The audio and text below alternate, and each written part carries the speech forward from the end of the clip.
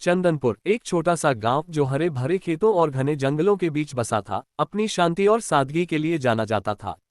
लेकिन इस गांव में एक रहस्य था जो पीढ़ियों से दबा हुआ था। एक पुराना कुआं जो गांव के बाहरी छोर पर एक बरगद के पेड़ के नीचे खड़ा था। इसे मौत का कुआं कहा जाता था। कहा जाता था कि जो कोई इस कुएं के पास रात में जाता वह कभी वापस नहीं लौटता।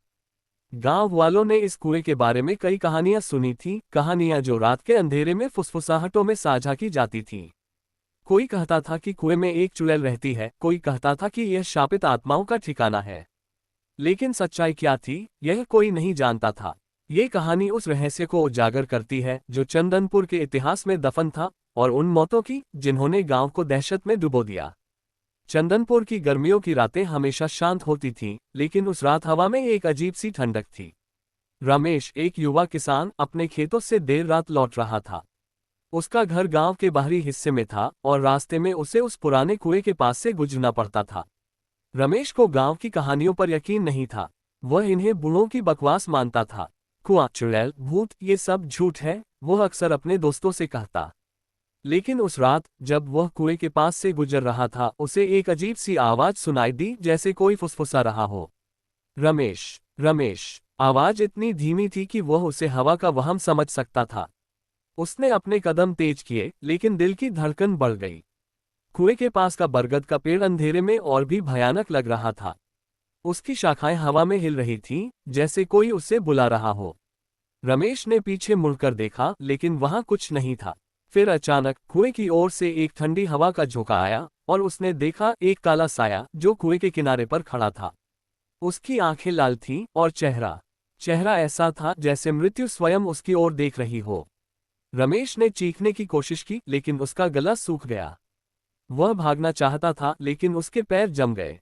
साया धीरे धीरे उसकी ओर बढ़ा और फिर अंधेरा। अगली सुबह गांव वालों को रमेश का शव कुएं के पास मिला। उसका चेहरा पीला पड़ चुका था और आंखें खुली हुई थीं, जैसे उसने कुछ भयानक देखा हो। गांव में दहशत फैल गई। ये पहली बार नहीं था।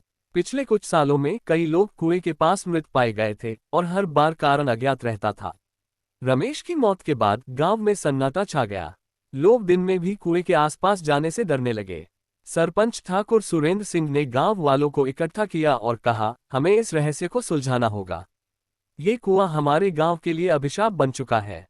लेकिन कोई भी आगे आने को तैयार नहीं था।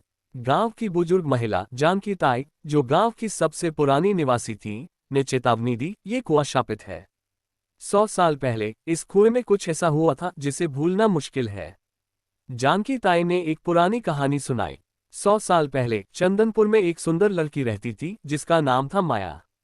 माया की सुंदरता की चर्चा दूर दूर तक थी, लेकिन उसका दिल एक गरीब मजदूर हरियत से लग गया था। गांव के जमींदार को ये बात पसंद नहीं आई। उसने माया और हरिया को अलग करने की कोशिश की, लेकिन जब वे नहीं माने तो जमींदार ने क्रोध में आकर हरिया को कुएं में धकेल दिया।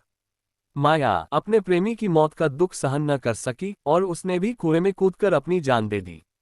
कहते हैं, माया की आत्मा आज भी उस कुएं में भटकती है और जो कोई उसके दुख को समझने की कोशिश करता है, उसे वह अपने साथ ले जाती है। गांव वालों ने इस कहानी को सुना, लेकिन कोई इसे सच मानने को तैयार नहीं था। फिर भी डर ने उनके दिलों में जड़ें जमा ली थीं। रात को कोई भी घर से बाहर नहीं निकलता था और कुएं के पास तो बिल्कुल नहीं। लेकिन रहस्य गहराता जा रहा था। क्या ये सचमुच माया की आत्मा थी या कुछ और? और क्यों हर बार कोई न कोई इस कुएं का शिकार बन रहा था? कुछ दिनों बाद गांव में एक नया मेहमान आया, विक्रम, एक युवा पत्रकार जो रहस्यमयी घटनाओं की खोज के लिए जाना जाता था। विक्रम को चंदनपुर के कुएं की कहानी ने आकर्षित किया। वह गांव में आया और ठाकुर के घर ठहरा। उसने गांव वालों से बात की, जानकी ताई की कहानी सुनी और कुएं के पास जाकर देखने का फैसला किया। रात का समय था। विक्रम अपने कैमरे और एक टॉर्च के साथ कुएं की ओर बढ़ा। गांव वाले उसे रोकने की कोशिश करने लगे, लेकिन उसने कहा, अगर हम डरते रहे तो ये रहस्य कभी नहीं सुलझेगा। कुएं के पास पहुंचते ही उसे वही ठंडी हवा का झोंका महसूस हुआ जो रमेश ने महसूस किया था। उसने टॉर्च की रोशनी कुएं के अंदर डाली, लेकिन वह इतना गहरा था कि रोशनी नीचे तक नहीं पहुंची। तभी उससे वही फुसफुसाहट सुनाई दी, विक्रम, तुम क्यों आए? विक्रम का दिल जोर जोर से धड़कने लगा, लेकिन वह डरा नहीं। उसने अपनी हिम्मत जुटाई और जोर से कहा, माया, अगर तुम यहाँ हो तो मुझे बताओ तुम्हें क्या चाहिए।